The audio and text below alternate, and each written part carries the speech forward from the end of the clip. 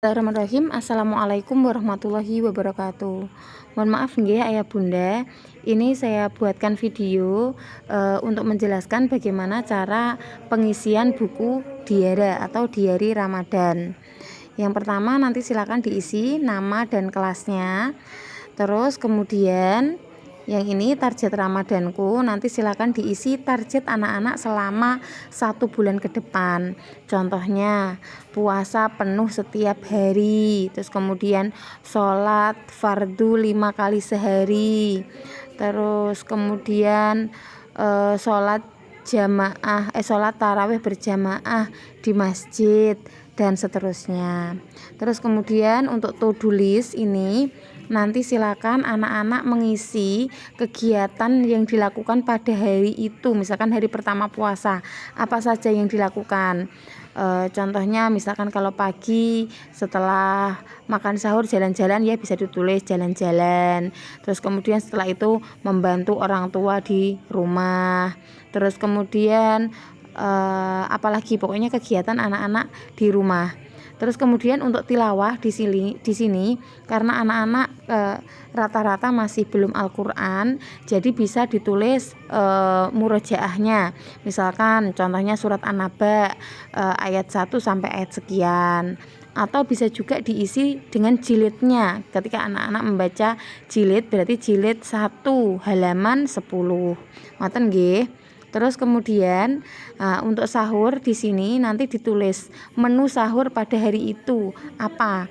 Contohnya misalkan teh anget, kemudian nasi tempe goreng, ayam goreng contohnya. Terus kemudian iftar. Nah, iftar ini adalah menu berbuka puasa.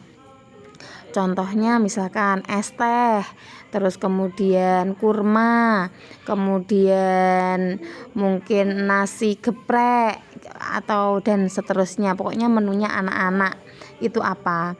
Terus kemudian untuk puasa di sini nanti diisi sesuai puasanya anak-anak. Misalkan puasanya penuh berarti ditulis puasa penuh.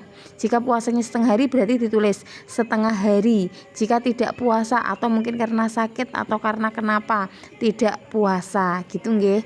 Mohon kejujurannya anak-anak. Itu ustazah tidak akan saya tidak akan menuntut apa-apa, yang penting diisi sesuai dengan keadaan anak-anak mawon.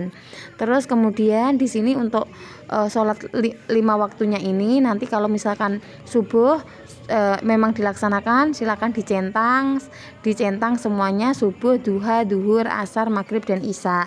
Jika tidak dilakukan berarti disilang. Begitu juga dengan yang tarawih ini juga nanti kalau memang dilaksanakan berarti dicentang. Infak misalkan dilaksanakan juga dicentang. Membantu orang tua dilaksanakan dicentang. Jika tidak dilakukan berarti disilang. Ngoten nggih.